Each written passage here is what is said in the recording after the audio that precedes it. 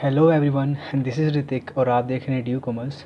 तो welcome back to the new video of income tax law, जिसके अंदर आज हम सेकंड चैप्टर करेंगे which is scope of it total income and residential status. तो ये गाइस बहुत ही ज़्यादा इंपॉर्टेंट चैप्टर होने वाला है। इसमें से एक क्वेश्चन पक्का आएगा which is the first question जो कि इनकम टैक्स लॉ का आता है पेपर के अंदर। वो रेजिडेंशियल स्टेटस के ऊपर ही होता है कि उसकी रेजिडेंशियल स्टेटस निकालो, कंप्यूट करो। तो गाइस लास्ट तक ज़रूर देखिएगा। So let's get started.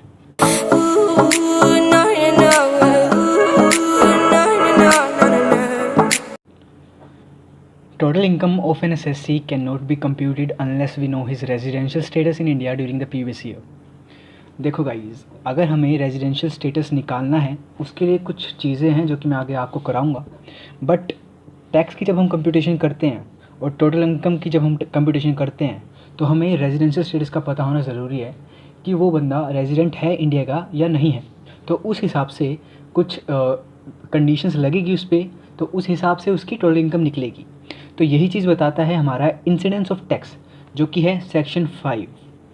Incidence of tax का मतलब ये है कि total income can not be computed, इसकी असेसी की, unless we know his residential status in India during the previous year.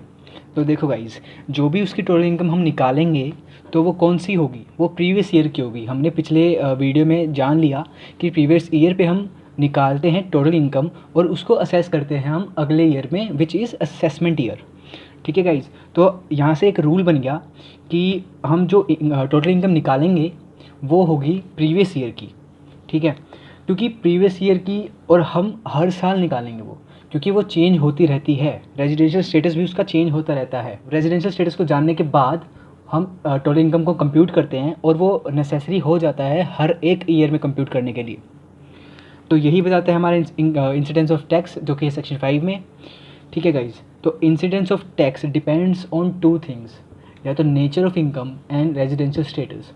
तो गाइज मेन जो है जिस पे टैक्स निर्भर है वो है residential status. Nature of income की हम बाद में बात करेंगे। सबसे पहले हमें जानना है कि residential status of N assessee क्या है। रेजिडेंशियल स्टेटस में आता है कि या तो वो रेजिडेंट इन इंडिया होगा या वो होगा non resident.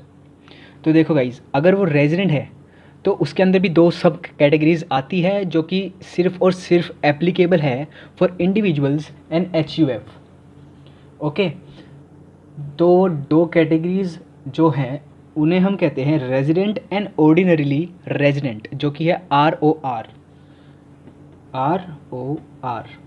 And the another one is NOR। मतलब रेजिडेंट तो है but he is not ordinarily resident. समझिए गाइस, ये सिर्फ 2 के लिए एप्लीकेबल है, which is individuals and HUF, और पेपर के अंदर क्वेश्चंस इन दोनों में से ही आएगा। अब रेजिडेंशियल स्टेटस सेक्शन 6 बताता है इनकम टैक्स लॉ का, एंड हर एक पर्सन के लिए, पर्सन क्या होता है ये हमने फर्स्ट वीडियो के अंदर पढ़ा। तो हर एक पर्सन के लिए हमें सेपरेटली रेजिडेंशियल स्टेटस निकालना होता है और उनकी कंडीशंस हमें बताई गई है, जो कि मैं अभी आगे कराऊंगा आपको। तो इससे भी एक रूल बन गया कि रेजिडेंशियल स्टेटस हर एक पर्सन का निकालना, डिटरमाइन करना ज़रूरी है। मतलब वो अलग अलग तरीके से डिटरमाइन होगा हर एक पर्सन का, मतलब किसी के लिए सेम तरीका नहीं है। और आपको जनरल नॉलेज के में ये बता दूं कि एक पर्सन रेजिडेंट हो सकता है एक कंट्री का नहीं बल्कि मोर देन 1 कंट्री का इन 1 प्रीवियस ईयर। वो कैसे, आपको अभी मैं कंप्यूट करवाऊंगा तब आपको पता चलेगा कि एक बंदा रेजिडेंट हो सकता है मोर देन 1 कंट्री का एक प्रीवियस ईयर के अंदर। जैसे हमारे क्रिकेटर्स हैं, they can be resident of different countries as well as India also. तो ये मैं अभी आपको आपको पता चलेगा कि ऐसा कैसे होता है जब मैं आपको कंप्यूट करना सिखाऊंगा। हम इस वीडियो में करेंगे इंडिविजुअल के बारे में। तो गाइज़, अब हम एक और चीज़ मैं बता दूं आपको कि citizenship and residential status are different things. एक बंदा अगर फॉरेन सिटीज़न है तो वो ज़रूरी नहीं है कि वो इंडिया का रेजिडेंट नहीं हो सकता। He can be a resident of India. And एक इंडियन सिटीज़न है, वो ज़रूरी नहीं है कि वो इंडिया का रेजिडेंट हो। He can be a non resident in India. ठीक है गाइज़, वो कैसे, वो भी आपको अभी आगे जाके पता चलेगा जब मैं कंप्यूट करना सिखाऊंगा। तो गाइज़ हम स्टार्टिंग कर रहे हैं इंडिविजुअल से, बाकी आगे दूसरी वीडियोस में करेंगे। तो इंडिविजुअल मैं आपको कराता हूँ आज। Let's start individual. तो इंडिविजुअल क्या होता है ये सभी आपको पता है, ह्यूमन बीइंग्स जैसे कि आप और मैं, ठीक है। तो इंडिविजुअल एक इम्पोर्टेंट है भाई पेपर के पॉइंट ऑफ व्यू से, इसको प्लीज़ कर लेना, ये आएगा ही आएगा। मेरा जो एग्ज़ाम था उसके अंदर इंडिविजुअल ही आया था, बाकी HUF भी आ सकता है, ये दोनों चीज़ें आती हैं पेपर के अंदर। तो इंडिविजुअल के बारे में हम जानेंगे। हमने पिछले जो पेज पे देखा था कि अगर वो रेजिडेंट है तो वो फर्दर डिवाइड होगा ROR या फिर NOR के अंदर, और अगर रेजिडेंट नहीं है तो ऑब्वियसली वो नॉन रेजिडेंट है, ठीक है। नॉन रेजिडेंट है तो आगे कोई फर्दर डिवीज़न नहीं है इसका।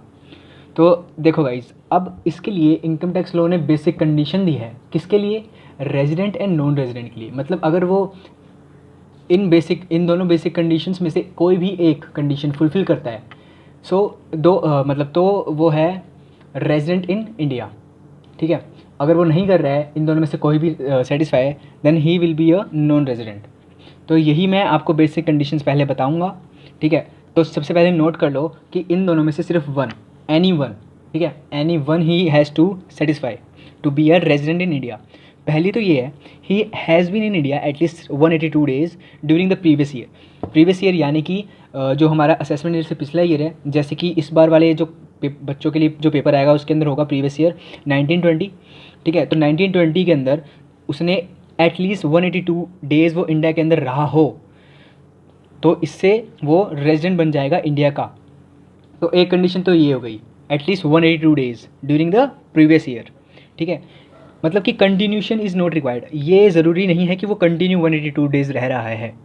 मतलब वो आ भी सकता है इंडिया के अंदर, वो जा भी सकता है, बट टोटल मिला के प्रीवियस ईयर के अंदर वो 182 डेज़ रह रहा हो एटलीस्ट, तब वो रेजिडेंट कहलाएगा इंडिया का। And the second condition is his stay during the previous year should be 60 days. मतलब प्रीवियस ईयर के अंदर 1920 के अंदर 60 डेज़ या फिर ज़्यादा हो उससे, and 365 days during the last 4 years preceding previous year. मतलब जो लास्ट 4 ईयर्स है, मतलब प्रीवियस ईयर के 1920 के पिछले 4 ईयर्स जो हैं उनमें 365 डेज़ रह रहा हो मिलाकर भी, मतलब minimum 365 days and previous year के अंदर 60 डेज़। अगर वो ये कंडीशन सेटिस्फाई करता है then he will be a resident in India, ठीक है। अब इन दोनों में से अगर वो कोई भी सेटिस्फाई नहीं करता है then he will be a non resident, और उसको फर्दर आगे करने की हमें कोई ज़रूरत नहीं है। अब हमें वो पता चलेगा कि भाई वो इन दोनों में से एक सेटिस्फाई कर रहा है, देन हम क्या देखेंगे, हम देखेंगे कि वो ROR है या NOR है। तो इन दोनों चीज़ों के लिए इनकम टैक्स लॉ ने क्या दी है, एडिशनल कंडीशंस, जो कि दोनों सेटिस्फाई करना बहुत ज़रूरी है टू बी अ ROR, ठीक है। ROR बनने के लिए he needs to satisfy both the conditions, both the additional condition, ठीक है। एडिशनल कंडीशंस उसे दोनों की दोनों को सेटिस्फाई करना ज़रूरी होगा। तो अभी मैं आपको एडिशनल कंडीशन बताता हूँ। सबसे पहले तो गाइस बेसिक कंडीशंस होप कि आपको आ गई हो, ठीक है। At least 182 days in the previous year, and जो दूसरी कंडीशन थी, ठीक है, उसमें होगा कि प्रीवियस ईयर के अंदर 60 डेज़ मिनिमम एंड मिलाकर 365 days during the last 4 years. मतलब लास्ट 4 ईयर्स के अंदर 365 डेज़ मिनिमम रहा हो वो इंडिया के अंदर, तो ही विल बी अ रेजिडेंट, ठीक है। पहले हमें ये देखना है, अगर ये सेटिस्फाई नहीं कर रहा होगा तो हमें ये देखना है। जब मैं आपको क्वेश्चन कराऊंगा तो बिल्कुल क्लियर हो जाएगा। अब हम बात करते हैं ROR या NOR की। अब हमें पता चल गया कि वो रेजिडेंट है, तो हम फाइंड आउट करेंगे ROR एंड NOR। तो इसके लिए एडिशनल कंडीशंस दी है जो कि दोनों को सेटिस्फाई करना बहुत ज़रूरी है, मतलब he needs to satisfy both the conditions. तो पहली कंडीशन क्या है, he must be resident in India for at least 2 years out of last 10 years immediately prior to the relevant previous year.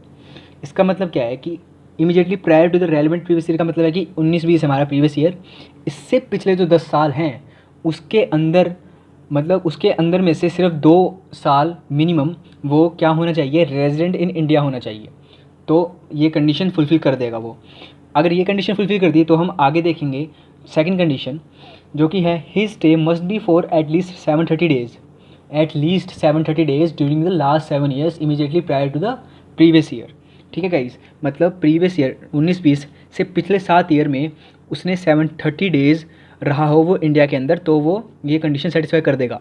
तो गाइस देखो, हमने पहले ये देखना है, ठीक है, हमें पता चलेगा वो रेजिडेंट है, उसके बाद हमें ये दोनों कंडीशन देखनी है। अगर वो दोनों की दोनों सेटिस्फाई करता है then he will be a ROR, अगर नहीं करता है then he will be a NOR, okay guys, तो ये थी basic conditions and additional conditions. इन्हें याद कर लेना, इन्हें उतार लेना अपनी नोटबुक के अंदर, ये आएगा ही आएगा। और मैं आपको कंप्यूटेशन करना सिखाऊंगा कि how to prepare your answer, how to paper के अंदर कैसे आपको दिखाना है अपने क्वेश्चन को, अपने आंसर को, ठीक है, वो भी मैं आपको बाद में बताऊंगा।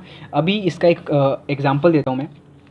लिखो गाइज कि लगा लो 30 जनवरी 2019, ठीक है, और यहाँ से लेके 31 अक्टूबर 2019, ठीक है। तो ये उसका स्टे है इंडिया के अंदर एक बंदे का। प्रीवियस ईयर क्या है हमारा 19-20। तो कह रहा है कि फाइंड आउट करो इसका कंप्यूटेशन ऑफ रेजिडेंशियल स्टेटस, ठीक है, फाइंड आउट करो इसका रेजिडेंशियल स्टेटस। तो कैसे फाइंड आउट करेंगे आप खुद पहले सोचो। हमारा रूल क्या था कि प्रीवियस ईयर का ही निकालते हैं हम रेजिडेंशियल स्टेटस। तो प्रीवियस ईयर क्या है, जनवरी 19 तो है नहीं, ना फरवरी ना मार्च। तो हमारा कब शुरू होगा, 1 अप्रैल से, 1 अप्रैल 2019 से, ठीक है, 1 अप्रैल 2019 से शुरू होगा। तो अब यहाँ तक की इसकी काउंटिंग कर दो डेज़ की। अप्रैल में कितने वो होते हैं डेज़, 30, ठीक है, फिर 31, मैं यहाँ पे लिखता हूँ अप्रैल, मई, जून, जुलाई, अगस्त, सितंबर, मैं रफली लिख रहा हूँ बस आपको दिखाने के लिए, और अक्टूबर, ठीक है। 30, 31 ये भी होते हैं 30, फिर 31 और 31, ये 30 देन 31। तो टोटल कितना हो गया 4, ये हो गया 214 डेज़। तो क्या वो सेटिस्फाई कर रहा है फर्स्ट बेसिक कंडीशन कि 182 डेज़ एटलीस्ट? तो हाँ, वो सेटिस्फाई कर रहा है, then he is a resident in India, ठीक है। ये आपका एक एग्जाम्पल मैंने आपको बताया। तो ही is a resident in India. इसका एक अच्छा सा क्वेश्चन अब मैं कराऊँगा, वीडियो ज़्यादा लंबी हो गई है, अगली वीडियो में करवाऊँगा मैं आपको इसका एक अच्छा सा क्वेश्चन, ठीक है गाइस। तो यही थी आज की वीडियो, इंडिविजुअल के बारे में आपको करा दिया मैंने। इसको प्लीज़ नोट आउट कर लेना, और अगर नहीं आया तो मेरा नाम बदल देना भाई लोग ठीक है। और मैं तो क्या ही बोलूँ, ये क्वेश्चन आएगा ही आएगा इंडिविजुअल का या फिर HUF का, जो मैं अगली से अगली वीडियो में आपको करवाऊँगा। तो गाइज़ देखते रहिए DU कॉमर्स। ये आपका भाई है ऋतिक, और टेलीग्राम चैनल कर लेना फॉलो, और लिंक दे दिया मैंने उसके इंस्टाग्राम के, मेरी टीममेट्स के भी दे दिए हैं, तो उन्हें भी फॉलो कर लेना। और तो बस अपना प्यार बनाए रखिए।